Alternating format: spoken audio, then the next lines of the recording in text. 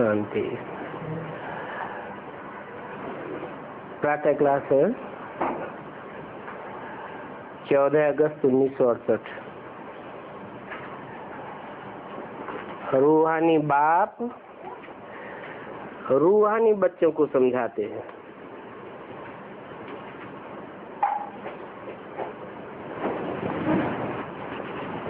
समझाने वाला भी रूहानी और बच्चे भी रूहानी।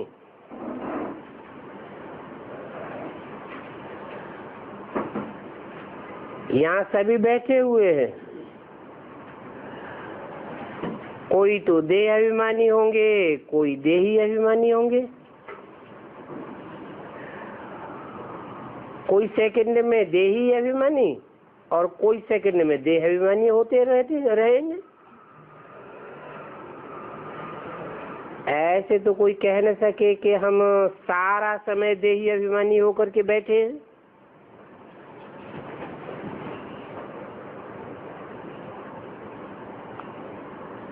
नहीं, बाप समझाते हैं कोई समय देह अभिमानी और कोई समय देही अभिमानी होंगे।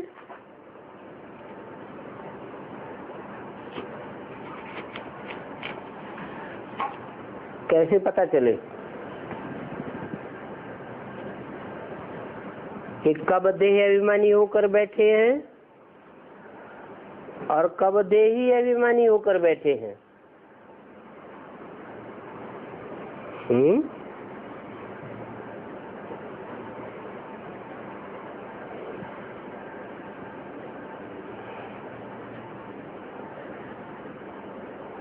अभी बच्चे ये तो जानते हैं हम आत्माएं अपने शरीर को छोड़ जाएंगे अपने घर, और जाना है बहुत खुशी से।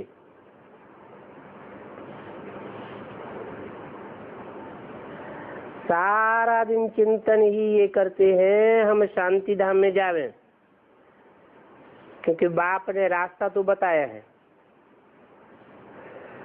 और कोई भी कभी इस विचार से नहीं बैठता है।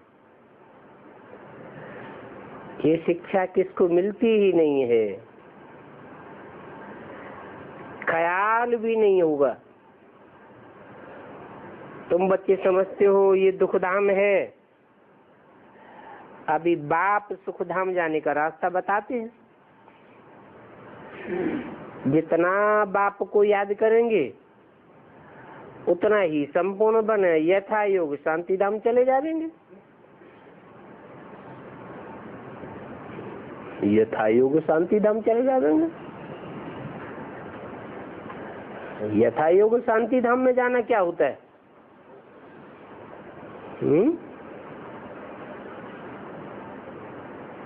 योग जैसा जैसा होगा,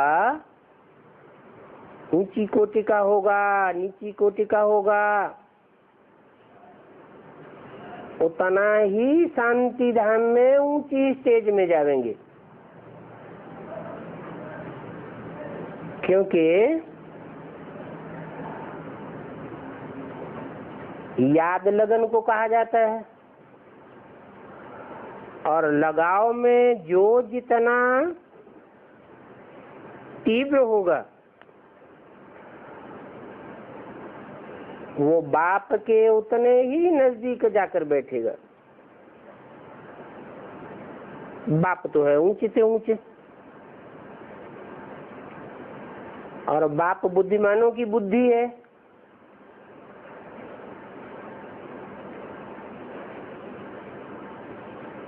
तो जो बच्चे हैं नंबरवार यथा योग लगाने वाले, वो भी बाप के नजदीक उतना ही पहुंचते हैं जितना याद करते हैं तीव्रता से। और आत्माएं जो जड़त्वमयी बुद्धि वाली है वो तो बहुत नीचे रहती है।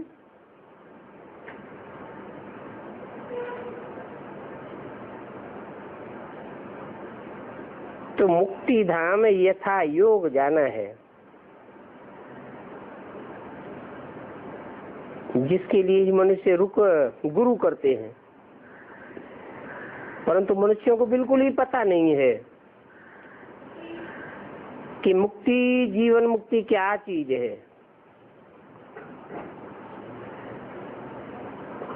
वो तो समझते हैं मुक्ति हो जाएगी, माना सदैव के लिए आत्मा मुक्त हो जाएगी संसार रूपी चक्र से,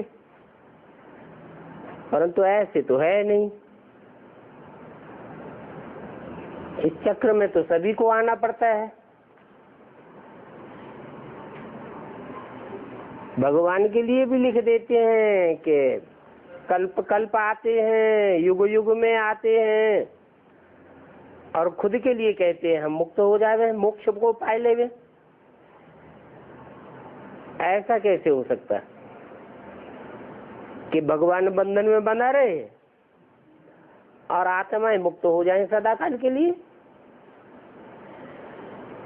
वास्तव में हर आत्मा यथा योग मुक्ति की स्टेज को पाती है, और जितनी ही मुक्ति की स्टेज को पाती है, जीवन मुक्ति भी पाती है। जीवन में रहते हुए भी दुख दर्दों से मुक्त।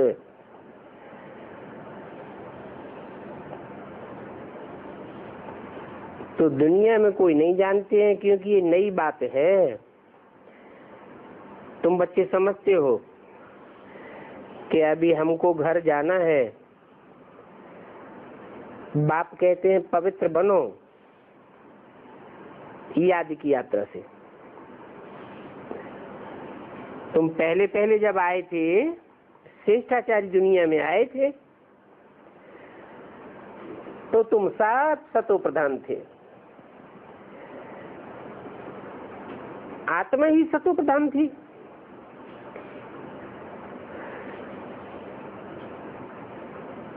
कोई के साथ कनेक्शन भी बाद में होगा, और जब कनेक्शन होगा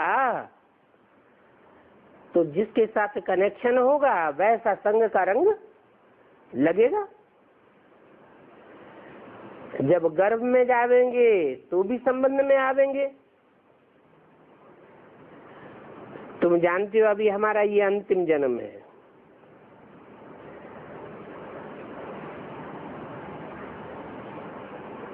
अब हम और कोई गर्भ में जाने वाले नहीं हैं। हमको तो वापस घर जाना है, परंतु आत्मा पवित्र बने बिगर कोई भी वापस नहीं जा सकता। ऐसे ऐसे अपने अंदर में बातें करनी होती हैं, क्योंकि बाप का फरमान है, उठते बैठते घूमते फिरते बुद्धि में ये ख्यालात रहे कि जब हम इस दुनिया में आए थे तो सतो प्रधान थे, अभी फिर हमको सतो प्रधान बन करके ही वापस जाना है, और सतो प्रधान बनना है बाप की याद से।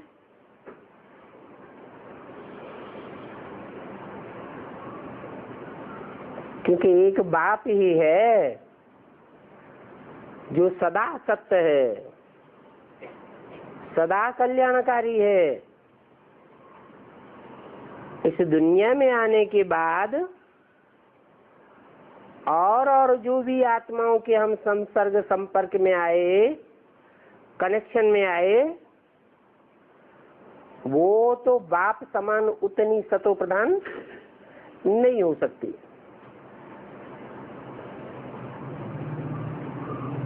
तो बाप की याद से हम सतो प्रधान बनते हैं। बाप ही पतितों को पावन बनाने वाला है, और तो साफ संग के रंग में आ जाते हैं। जो खुद ही संग के रंग में आ जाते हैं, प्रभावित हो जाते हैं, वो हमको पतित पावन कैसे बनावेंगे?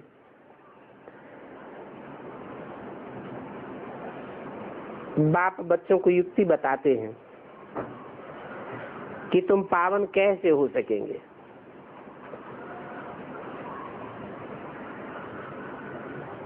क्योंकि बाप ही सारी सृष्टि के आदि मध्य अंत को जानते हैं, और कोई भी आत्मा ऐसी नहीं है जो सारी सृष्टि के आदि मध्य अंत को जानता हो। सब जन्म मरण के चक्र में आते रहते हैं, भूलते रहते हैं, और कोई भी अथॉरिटी नहीं है सृष्टि के आदि मध्य अंत को जानने वाली। बाप ही मनुष्य सृष्टि का बीज रूप है। तो सारी सृष्टि के आदि मध्य अंत को जानते हैं। ये भक्ति कहाँ तक चलती है वो भी बाप ने समझाया है।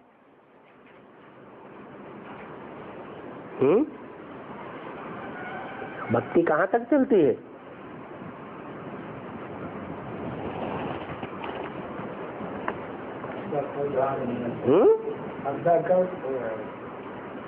हाँ, तो वो आधा कल्प भी कहाँ तक है?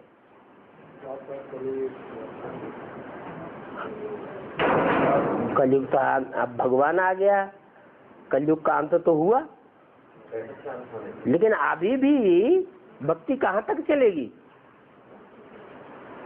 तो पहचान तो लिया, लेकिन भक्ति तो चल भी रही है और ज्यादा बढ़ रही है। भक्ति कम हो रही है या भक्ति और ज्यादा बढ़ती ही जा रही है? बढ़ती जा रही, तो कहाँ तक चलेगी? जब तक बात के ऊपर पूरा निश्चय है, पूरा निश्चय। अच्छा,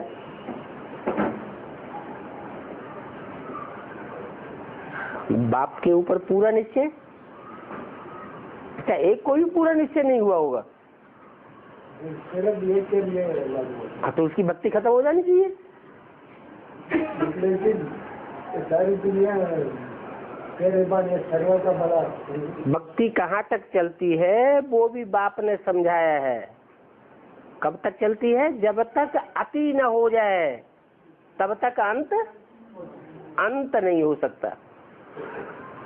कोई भी चीज का अंत तब होता है जब अति हो जाती है। इतना समय ज्ञान मार्ग, इतना समय भक्ति मार्ग चलता तो है। ये सारा ज्ञान अंदर में टपकना चाहिए, ऐसे ही टपकना चाहिए जैसे बाप की आत्मा में ज्ञान है, वैसे ही तुम्हारी आत्मा में ज्ञान टपकना चाहिए। आत्मा शरीर द्वारा ज्ञान सुनती है और शरीर के ऑर्गन्स द्वारा ही सुनाती है। शरीर के बिगड़ तो आत्मा बोल भी नहीं सकती, सुन भी नहीं सकती। इसमें प्रेरणा अथवा आकाशवाणी आदि की बात नहीं होती है। जो कोई कहे कि हमको भगवान की प्रेरणा हुई, हमने सुना नहीं किसी से, लेकिन हमको भगवान ने डायरेक्ट प्रेरणा दे दी, या हमारे यहाँ कानों में आकाशवाणी आई, तो ऐसी कोई बात होती नहीं है। भगवान वाच्य है, मुख तो जरूर चाहिए, रथ ही चाहिए, और रथ भी कोई घोड़े गधे का थोड़े ही लेंगे। क्यों? 700 में तो दिखाया हुआ है घोड़े गाड़ी वाली। घोड़ों की गाड़ी नहीं दिखाई है, 4 घोड़े दिखाए हैं, उनके साथ रथ जुता हुआ है। बाप कहते हैं ये कोई घोड़े गधे की बात नहीं है, ये तो मन रूपी घोड़े हैं जो भक्ति मार्ग में दिखाए गए हैं। 4 ऐसी सशक्त आत्माएं हैं 4 धर्मों की, जिनके मन बड़ी तीव्र गति से कार्य करते हैं, तीव्र गति से दौड़ने वाले हैं, ऊंची स्टेज में भी तीव्र गति से दौड़ते हैं और नीची स्टेज में भी तीव्र गति से दौड़ते हैं। बाकी कोई गधे का रथ ले, घोड़े में आवे, ऐसी कोई बात है नहीं। हमको कोई गधे घोड़े को नहीं याद करना है, अभी तो हमको बाप को याद करते करते वापस घर जाना है।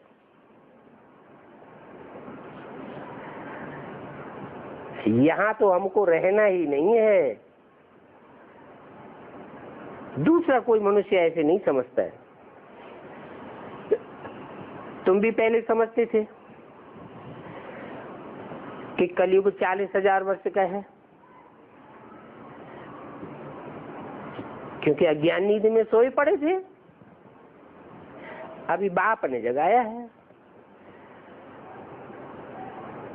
भक्ति मार्ग के शास्त्रों के कारण मनुष्य अज्ञान अंधेरे में घोर निद्रा में पड़े हुए हैं।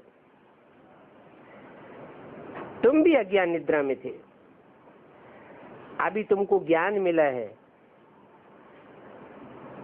अज्ञान कहा जाता है भक्ति को। भक्ति नाम क्यों पड़ा है?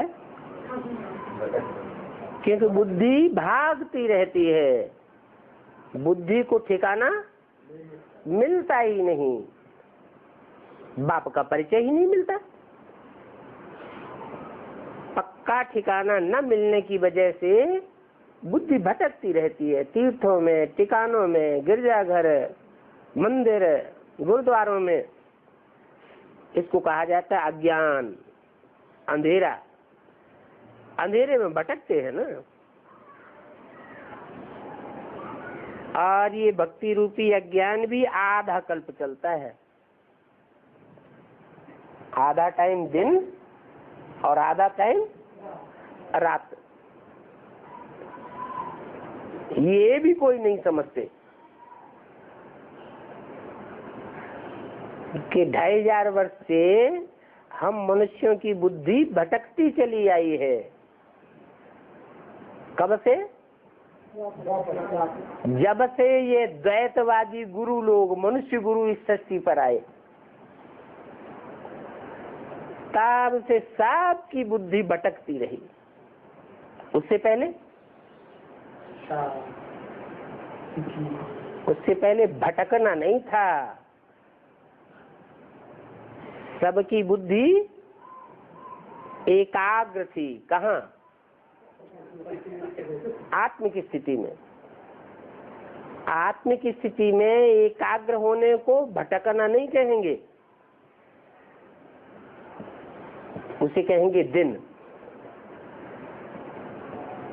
फिर जब बुद्धि भटकने लगी, भागने लगी,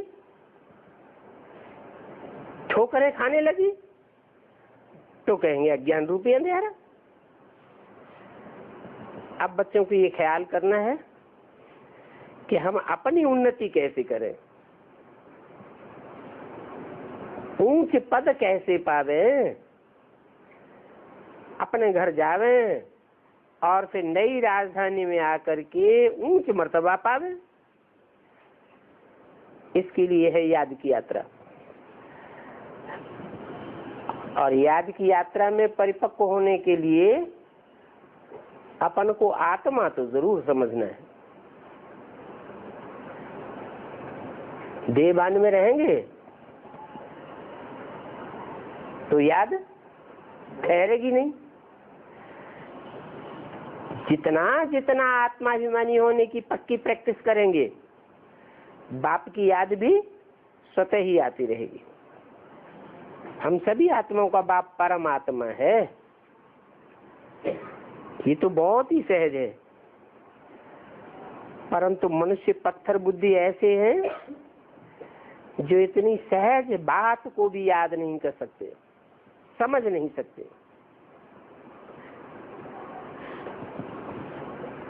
तो मुरली में भी चला सकते हो। पत्थर बुद्धि और पारस बुद्धि। क्या मतलब है? 2500 वर्ष लिंग पत्थर को याद किया, पत्थर की मूर्तियों को याद किया, तो क्या बन गए? पत्थर बुद्धि बन गए। आयरन एज और गोल्डन एज क्यों कहा जाता है?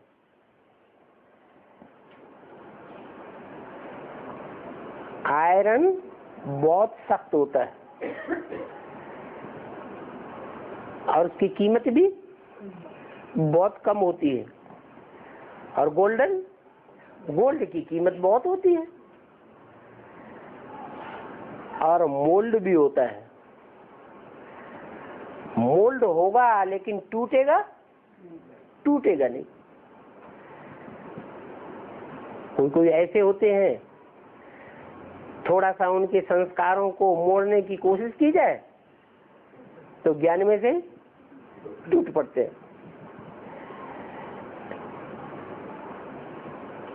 बाप ने समझाया है, इस समय सभी तमो प्रधान बुद्धि बन गए,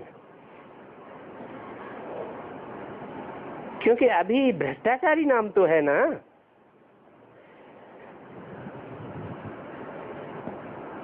भ्रष्ट आचरण वाले हैं, ये रावण राज्य है, इसलिए तुम्हारी बुद्धि भ्रष्टाचारी बन गई है। मनुष्य समझते हैं जो विकार में नहीं जाते हैं वो पावन है। ये क्या बात है? जो विकार में नहीं जाते हैं वो पावन नहीं है। सन्यासी विकार में नहीं जाते हैं तो उन्हें पवित्र नहीं कहेंगे?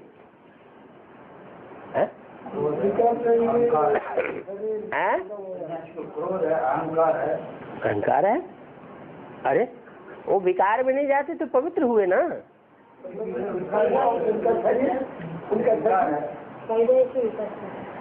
हाँ, विकार में भले नहीं जाते हैं, लेकिन बुद्धि तो विकृत बनी ही रहती है। मन बुद्धि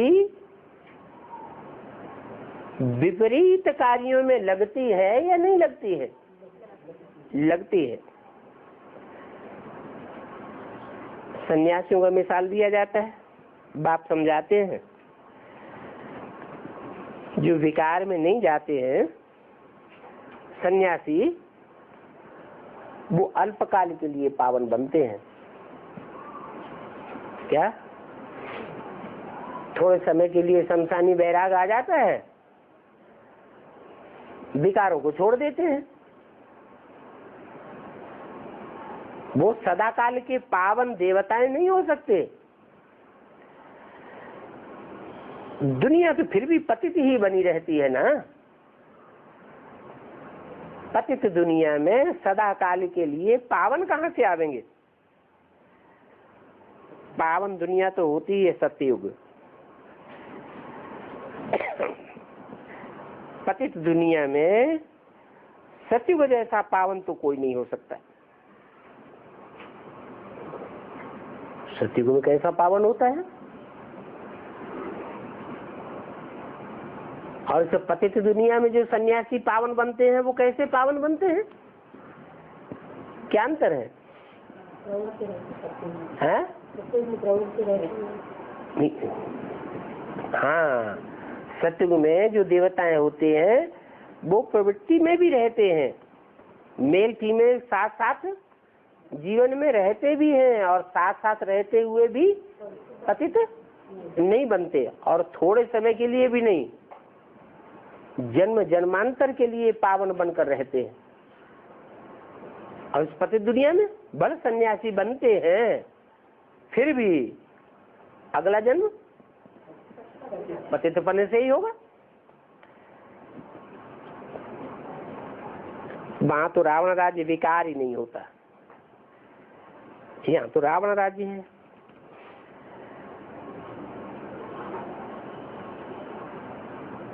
तो चक्कर लगाते घूमते फिरते बुद्धि में ये बातें चिंतन में चलनी चाहिए,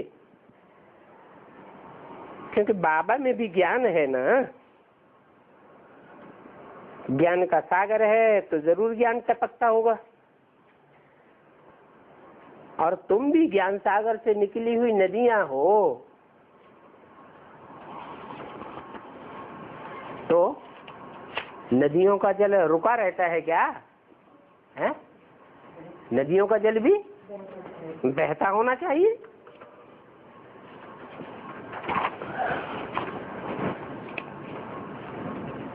हाँ, ये कहेंगे एवर प्योर तो सागर ही है। 14/8/68 की वाणी का दूसरा पेज। तुम कोई एवर सागर नहीं हो, क्योंकि तुम बच्चे तो पढ़ते हो। वास्तव में नदियां आदि पतित पावनी है, वो भी बात नहीं है। वो तो नदियां आदि कहने से गंगा यमुना आदि कह देते हैं। अभी तुम बच्चे समझते हो कि हम तो सभी भाई भाई हैं।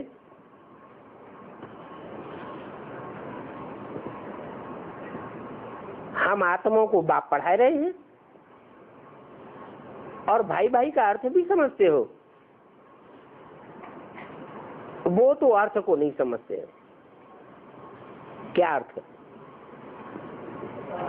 है कि जब भाई भाई कहा जाता है तो एक बाप के बच्चे होना चाहिए, और एक बाप के जो बच्चे हैं वो भी सब आत्मिक स्थिति वाले होने चाहिए। कोई में देहबान आ जाए, प्रभावित होने लगे, वो बात भी नहीं। तुम सभी का बाप एक है। अभी हम आत्माओं को वापस अपने घर जाना है, और घर भी एक ही है। वो घर है ब्रह्मांड। क्या नाम दिया? ब्रह्मांड नाम क्यों दिया है? ब्रह्मा, ब्रह्मा और अंड है। हाँ, ब्रह्मा का अंड। जैसे यहाँ हम इस सृष्टि पर हैं, ब्राह्मण बने हैं, तो आए कहाँ से? हैं? ब्रह्मा से ही तो आए। तो ब्रह्मा चैतन्य बाप है या बाप के रहने का स्थान है?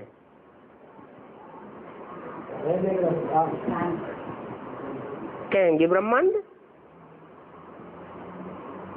जहाँ अंडे मिसल हम सभी आत्माएं रहती है। उसको निराकारी दुनिया भी कहते हैं, जहाँ से आत्माएं आकर शरीर रूपी तख्त पर विराजमान होती हैं। और ये बहुत छोटी आत्मा है। अगर कोई को साक्षात्कार भी हो जाए तो भी कोई समझ नहीं सकता। बहुत सूक्ष्म बातें हैं। आत्मा निकलती है, जरूर कोई चीज है। कहाँ से निकलती है? अरे शरीर में से आत्मा निकल जाती है, शरीर मुर्दा हो जाता है। पहले चलायमान था, तो जब आत्मा निकल गई तो शरीर मुर्दा हो गया, निश्चेष्ट हो गया। तो साबित हुआ कि जरूर शरीर में से कोई शक्ति, कोई चीज निकल गई। इतनी सूक्ष्म है कि जब आत्मा शरीर से निकलती है तो कोई को दिखाई भी नहीं पड़ती है। बिंदी मिसल है। कब कहते हैं टिपर से निकल गई, कब कहते हैं इनकी आंखों से निकल गई। कोई का शरीर छोड़ते समय मुख खुल जाता है तो समझते हैं मुख से निकल गई। अब आत्मा कैसे आती है कैसे जाती है ये बात तो बाबा ने बताई नहीं है। बताइए है कि शरीर में आत्मा कहाँ से आती है और कहाँ से जाती है, बाबा ने बताया गया? हाँ, ये कहेंगे आत्मा शरीर को छोड़कर चली जाती है। तो जब आत्मा शरीर को छोड़ करके चली जाती है तो शरीर जड़ हो जाता है, फिर जरूर दूसरे जड़ शरीर में जाकर प्रवेश करती है। कहाँ? गर्भपिंड में जो पिंड तैयार होता है वो जड़ होता है या चैतन्य होता है? जड़ पिंड होता है, उसमें प्रवेश करती है। जब प्रवेश करती है तो चुरपुर होती है। किसको पता चलता है? पहले माता को पता चलता है। तो कहेंगे वास्तव में मनुष्य तो मिट्टी का पुतला है, आत्मा को थोड़ा ही पुतला कहेंगे। तो कहेंगे ये ज्ञान है, चलते फिरते बुद्धि में ये ज्ञान टपकना चाहिए। स्टूडेंट की बुद्धि में सारा ज्ञान सारी पढ़ाई रहती है ना, तुम्हारा भी सारा दिन पढ़ाई का ही ख्यालात चलना चाहिए। जो अच्छे अच्छे स्टूडेंट्स होते हैं उनके हाथ में सदैव कोई न कोई क्या रहेगा? किताब रहेगी, कॉपी रहेगी, पढ़ते रहेंगे। बाप कहते हैं तुम्हारा भी ये अंतिम जन्म है, सारा चक्कर लगा करके अभी अंत में आए हो तो बुद्धि में यही बातें स्मरण करना चाहिए, धारणा करके फिर औरों को सुनाना चाहिए। कोई को तो ये बातें धारण ही नहीं होती हैं। क्यों? कोई को धारण होती है और कोई को धारण नहीं होती है, इसका कारण क्या है? है?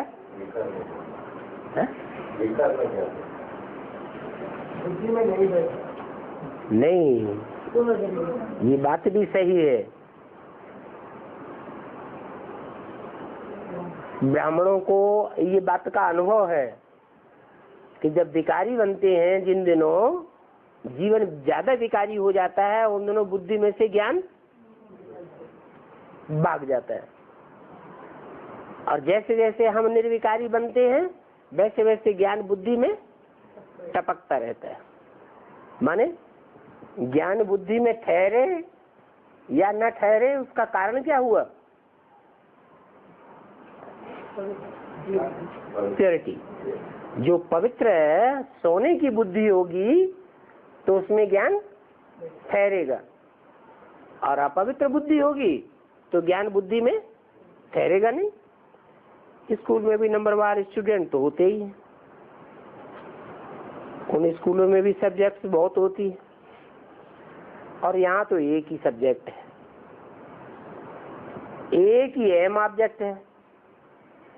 वहाँ तो अहम ऑब्जेक्ट भी ढेर की ढेर होती है, वकील बनना है, डॉक्टर बनना है, ये बनना है, वो बनना है। यहाँ क्या है? यहाँ तो नर से नारायण बनना है, मनुष्य से देवता बनना है। यही पढ़ाई का चिंतन चलता रहे। ऐसे नहीं कि पढ़ाई भूल जावे और पढ़ाई की जगह और दुनिया भी ख्यालात चलते रहे। क्योंकि जो दुनियावी धंधे दौड़ी वाला होगा उसकी बुद्धि में क्या चलेगा? है? दुनियावी धंधे दौड़ी की बातें ही चलती रहेंगी। जो स्टूडेंट होगा तो स्टूडेंट धंधे दौड़ी तो करते नहीं है, उनकी बुद्धि में क्या चलेगा? पढ़ाई की बातें ही चलेंगी। तुम बच्चों को भी अपनी पढ़ाई में रहना है। कल एक निमंत्रण पत्र आया था, इंटरनेशनल योग कॉन्फ्रेंस पर। तुम उन्हों को लिख सकते हो, तुम्हारा ये है हठ योग। तुम्हारे इस हठ योग की एम ऑब्जेक्ट क्या है, सो बताओ। इससे क्या फायदा होता है? हम तो राजयोग सीख रहे हैं। परमपिता परमात्मा जो ज्ञान का सागर है, वो रचयिता हमको अपना और अपनी रचना के आदि मध्यंत का ज्ञान सुनाते हैं। अभी हमको वापस जाना है, तो बाप कहते हैं मन मना भव। ये हमारा मंत्र है। हम बाप को और बाप के द्वारा जो वर्षा मिलता है उसको याद करते हैं। तुम ये जो हठ योग आदि करते हो अथवा करते आए हो, उसकी एम ऑब्जेक्ट क्या है? हमने अपनी बात तो आपको बताई कि हम ये सीख रहे हैं, परंतु आप बताओ कि तुम्हारे इन हठ योग से क्या मिलता है। ऐसे ऐसे उनको रिस्पॉन्ड में नटसेल में देखना चाहिए। तुम्हारे पास निमंत्रण तो बहुत आते हैं। ऑल रिलीजियन कॉन्फ्रेंस का तुमको निमंत्रण आवे, तुम बोलो आपका एम ऑब्जेक्ट क्या है। हम तो ये बात सीख रहे हैं, तुम अपना बताओ। क्योंकि ये जो राजयोग तुम सीख रहे हो, इसका तो किसी को भी पता नहीं है। तो बोलो हम तो ये है पढ़ रहे हैं, और हमको पढ़ाने वाला भगवान एक है। हम सभी ब्रदर्स हैं, हम अपन को आत्मा समझते हैं। बेहद का बाप हमको कहते हैं अपन को आत्मा समझ, मामी कम याद करो। ऐसे करेंगे तो तुम्हारे सारे पाप कट जाएंगे। ऐसे ऐसे उनको लिखना चाहिए। लिखत बहुत अच्छी छपा करके रख दो, फिर जहां जहां कॉन्फ्रेंस आदि हो वहां भेज दो। तुम सभी से पूछ सकते हो, हम तो ये सीख रहे हैं, तो मनुष्यों को पता पड़े, समझेंगे। ये तो बहुत अच्छे अच्छे फायदे की बात सीखते हैं। हम इस राजयोग से डबल सिर ताज, राजाओं का राजा, विश्व का मालिक बनते हैं। हर 5-4 वर्ष बाद हम देवता बनते हैं, फिर मनुष्य बनते हैं।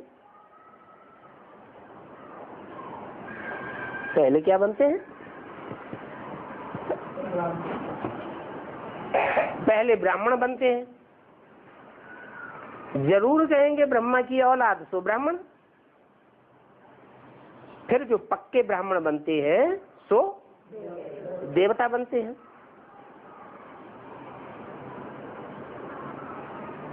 क्यों? जो ब्राह्मण हैं, पढ़ रहे हैं, ब्रह्मा के ही तो बच्चे हैं। तो जो ब्रह्मा के बच्चे हैं वो देवता क्यों नहीं? ऊपर नीचे नहीं, ब्रह्मा खुद ही देवता नहीं है। जो ब्रह्मा के बच्चे हैं उनमें भी देवता वह बनते हैं जो संपूर्ण ब्राह्मण बनते हैं। चंद्रमा कभी संपूर्ण होता है और कभी अपूर्ण होता है। तो जब ज्ञान चंद्रमा ब्रह्मा ही अपूर्ण है तो बच्चे भी अपूर्ण ही रहेंगे। चंद्रमा संपूर्ण होता है तो बच्चे भी संपूर्ण बनते हैं। इसलिए कहा जाता है ब्रह्मा का दिन, ब्रह्मा की रात। ब्रह्मा का जब दिन होता है तो ज्ञान चंद्रमा ब्रह्मा संपूर्ण होगा या अधूरा होगा? संपूर्ण ही होगा। संपूर्ण कैसे बनता है? बाप को याद करने से संपूर्ण बनते हैं और औरों को याद करने से अपूर्ण बनते हैं। ऐसे ऐसे लिखना चाहिए। ऐसे लिखत बहुत अच्छी छपा करके रखो।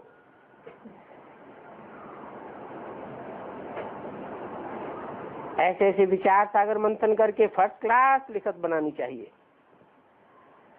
हम तो राजयोग सीख रहे हैं, तो क्यों नहीं मनुष्यों को बताएं कि हम क्या सीख रहे हैं।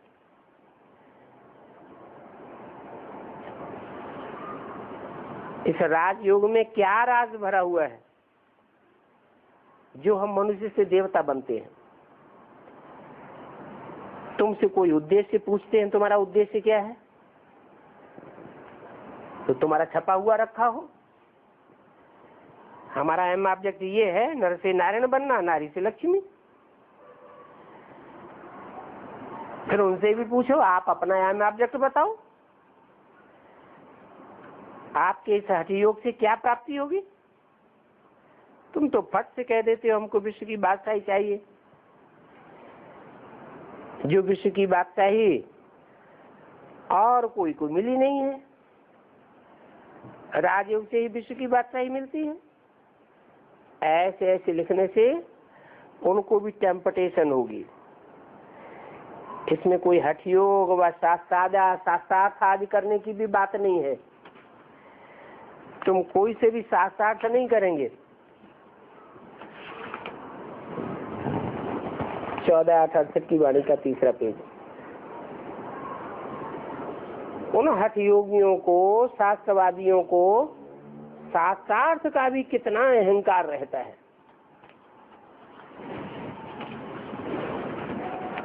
क्यों?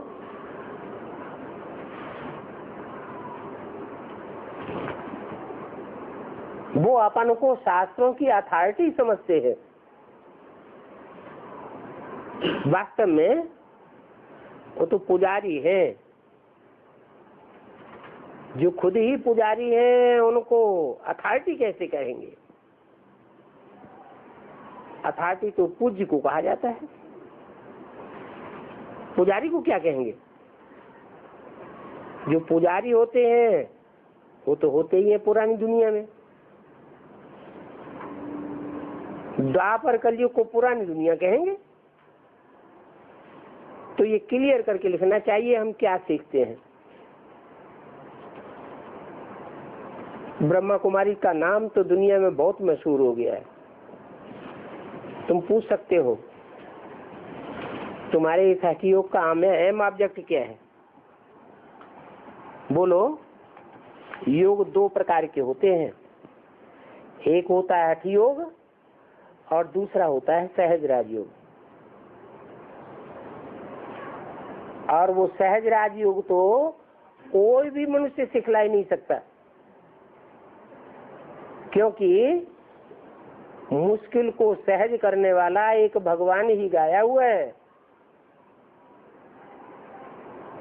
और तो सब मुश्किल को बढ़ाने वाले हैं।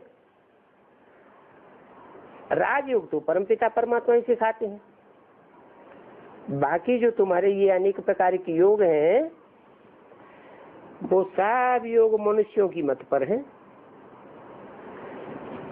वहाँ देवताओं को तो किसी की मत लेने की दरकार ही नहीं होती है। देवताओं का कोई गुरु होता ही नहीं है। शास्त्रों में उन्होंने देवताओं का गुरु दिखाई दिया है। कौन है? बृहस्पति। अब बृहस्पति ग्रह है या सूर्य है? वो तो ग्रह है। जो ग्रह होते हैं वो स्वयं प्रकाशित होते हैं या सूर्य की रोशनी से प्रकाशित होते हैं? जिसमें खुद ही रोशनी नहीं है, ज्ञान नहीं है, वो दूसरों को ज्ञान कैसे देगा? तुम तो बाप से वर्षा लेते हो, तो वो देवताएं हैं जो दैवी गुण वाले होते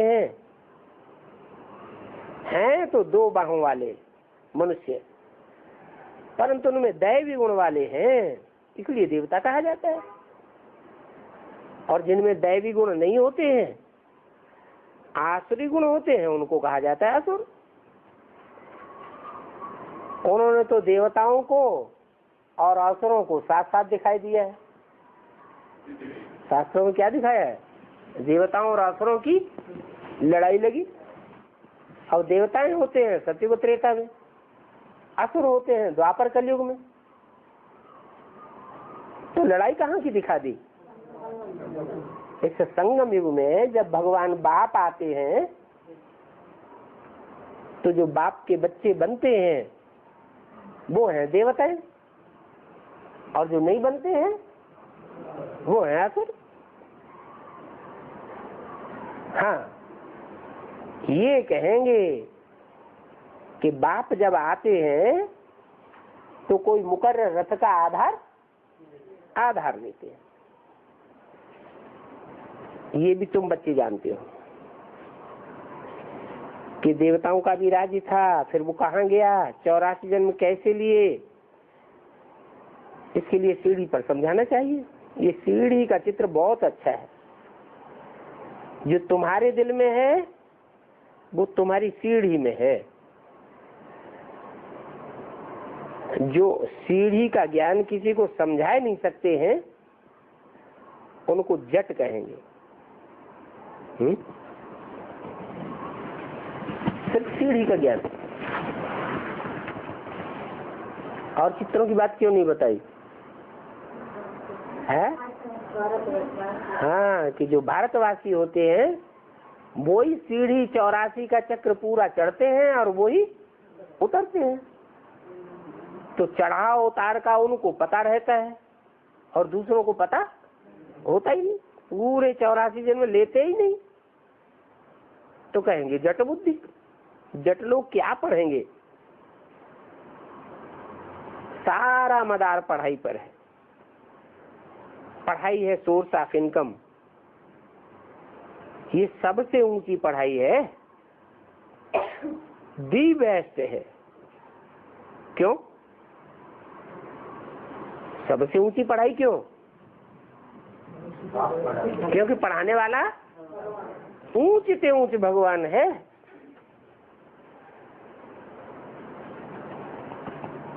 दुनिया तो जानती ही नहीं है कि दी बेस्ट कौन सी पढ़ाई है।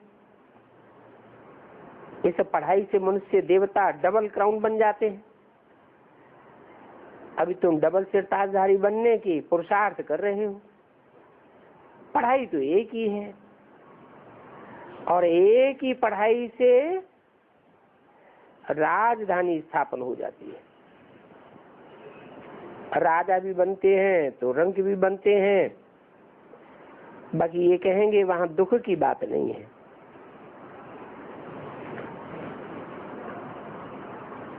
मरते तो हैं परंतु खुशी खुशी मरते हैं, खुशी खुशी शरीर छोड़ते हैं। यहाँ तो देखो कितने अनेक प्रकार के दुख हैं। फैमन पड़ता है, बीमारियां आती हैं, अनाज नहीं मिलता है, फ्लक्स आ जाता है, बल लखपति है, सन्यासी है, वो भी तो भ्रष्टाचार से ही पैदा होते हैं। और बीमारियां रोग तो सभी को होते हैं। आज कोई ने धक्का खाया, कोई को मच्छर ने काटा, फोड़ा बन गया, इसको भी क्या कहेंगे? दुखी ही तो है ना। इसको कहेंगे ये रौरव नरक है। फिर भी कहते रहते हैं फलाना स्वर्ग में पधारा। अरे स्वर्ग तो अभी आने वाला है। स्वर्ग कहाँ से पधारा? इस दुनिया में कहीं स्वर्ग है जो स्वर्ग पधारा? स्वर्ग में मरेंगे तो स्वर्ग पधारेंगे, नरक में मरेंगे तो नरक पधारेंगे, फिर स्वर्ग कैसे पधारा? ये भक्ति मार्ग में कहाँ से कहावत आई है स्वर्ग पधारा? कैसे है? हाँ, जो दीचे जी देहभान से मरते हैं वो अपने को स्वर्ग में सही स्थिति में पहले अनुभव करते हैं और सही स्थिति के आधार पर सुख में अनुभव करते हैं। कोई भी प्रकार का उनको दुख नहीं हो सकता।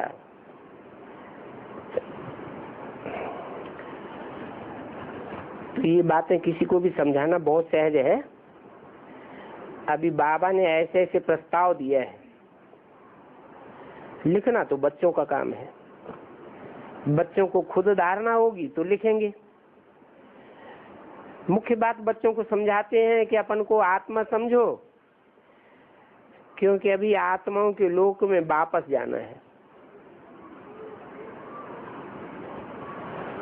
जहां जाना होता है वैसी स्थिति को धारण करना होता है।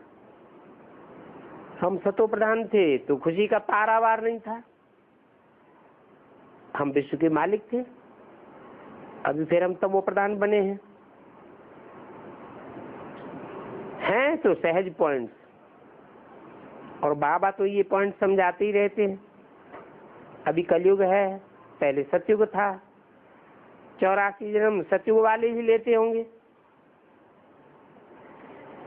ये बैठ करके अच्छी रीति समझाना है कि सब 84 के चक्र में नहीं आते हैं। कौन आते हैं?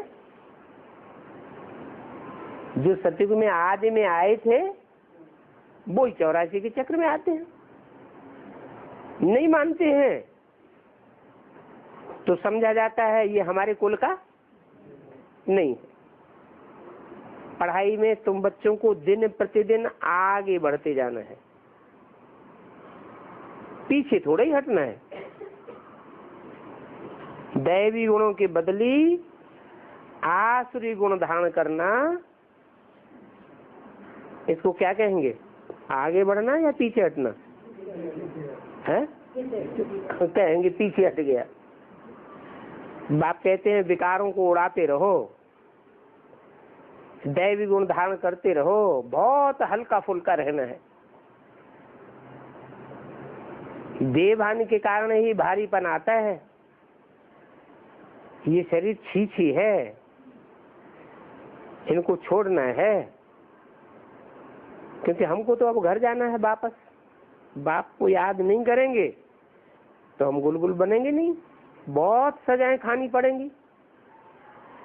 आगे चल करके तुमको बहुत साक्षात्कार होंगे, बहुत पूछते रहेंगे तुमसे तुमने क्या सर्विस की है, तुम कब कोर्ट में नहीं गए हो। बाबा ने तो सभी अनुभव किया है, देखा है कैसे ये लोग चोरों को पकड़ते हैं, कैसे चलते हैं। तो वहां भी बाबा तुमको साक्षात्कार कराते रहेंगे। सजाएं खा करके फिर पाई पैसे का पद पाए लेंगे। टीचर को तो रहम आता है ना स्टूडेंट्स पर, ये नापास हो जाएगा। ये बाप को याद करने की सब्जेक्ट सबसे अच्छी है, जिससे पाप कटते जाएंगे। बाबा हमको पढ़ाते हैं, ये बात सिमरन करते करते चक्कर लगाते रहना चाहिए। स्टूडेंट टीचर को याद भी करते हैं और पढ़ाई भी बुद्धि में रहती है। तो पढ़ाई भी रहना चाहिए बुद्धि में और टीचर की क्या याद भी रहनी चाहिए।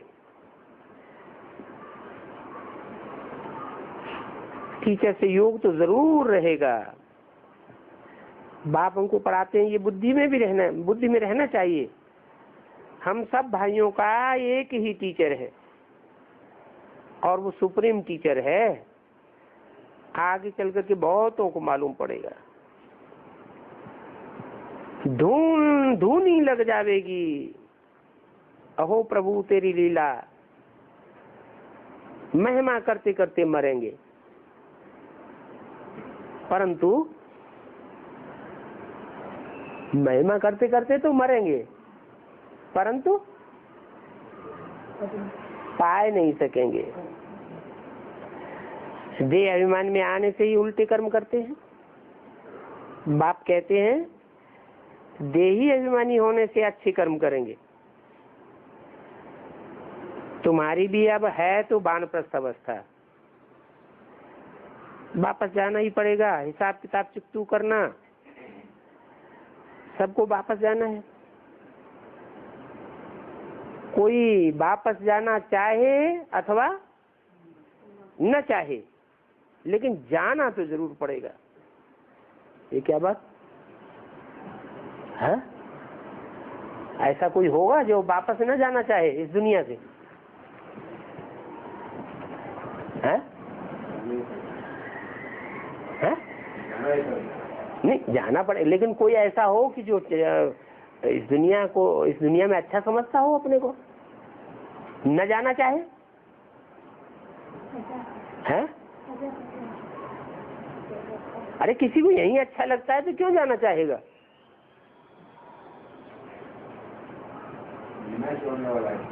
है?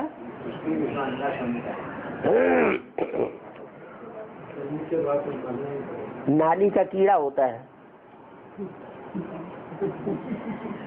उसे नाली में से निकाल के बाहर साफ सुथरी जगह पर रख दो, वो वहां रहना चाहेगा? है? नाली से बाहर जाना चाहेगा? नहीं। तो फिर कोई न जाना चाहे?